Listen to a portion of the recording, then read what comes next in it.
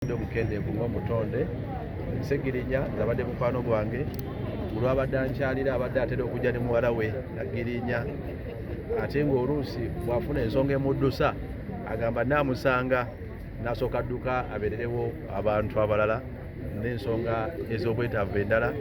Ssegirinya yali mulamu ddala okuddukadduka okwogerayogera ate nga ensonga zakkirizaamu azisimbako essira. Kyatukuba wala okuwulira nti bwe baamukwata mu bisango ebitamanyikiddwa n'alwalirayo gy'atasobodde kuwona kubanga okuva we yava mu kkomera era abadde yeemulugunya ku byamutuusibwako mu kkomera. Ate era ne wabweru w'ekkomera kuva yagenda mu bujjanjabi. Twebaza abasawo bakoze kye basobola okukola, twebaza famire, twebaza President Kyagulanyi ne NUP, twebaza ne bannayuganda bamusabidde paka olwaleero.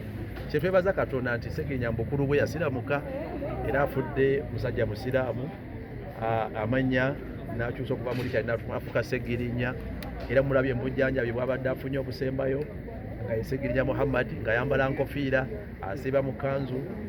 Kitulaga lwatu nti abadde ali mu kusaba Katonda, abadde mu kwerenyeza Katonda era ffe obusiraamu tugamba nti omuntu aba agenze bw'aba afudde tumwogereko birungi, tumwogereko ebirungi era Mungu abikakasa.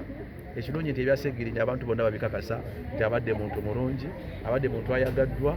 Kitukubye wala nti agenze naye tusigaze ate kumusabira Mukama Katonda akkirize emirimu gye, amusonyiwe ebyamusobako, amugazize kabbuli ye n'okwongera okudimandinga wabeewo okunoonyereza naddala ku mbeera gye yayisibwamu mu kkomera eyamuviirako buno obulwadde. Nze nasemba omuwulira ku ssimu yali aŋŋamba omu ku mwana be yali afunidde essomero nange agenda ofollowing up ku nsonga eyo naye ng'akolola nga bulamu bwolaba tebuli bulungi. So kyannaku newankubadde nti abasawo balwanye naye Katonda bw'atyo bw'atugeredde kati nteekateeka z'okumuziika zirangiriddwa. Kyensaba bannayuganda tusigale nga tumusabira, tusigale nga tumwogerako ebirungi byonna by'akoze kubanga Katonda akakasa ebirungi ebyogerwa ku muntu ng'atwalibbwa.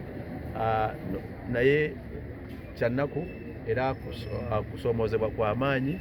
Tuli mu kaseera ka kusoberwa naye Katonda gwe tukwasa byonna ye muyinza wa byonna. Katonda yagaba era yajjawo tugaba bugambi inna lillahi wa inna ilaihi rajiun.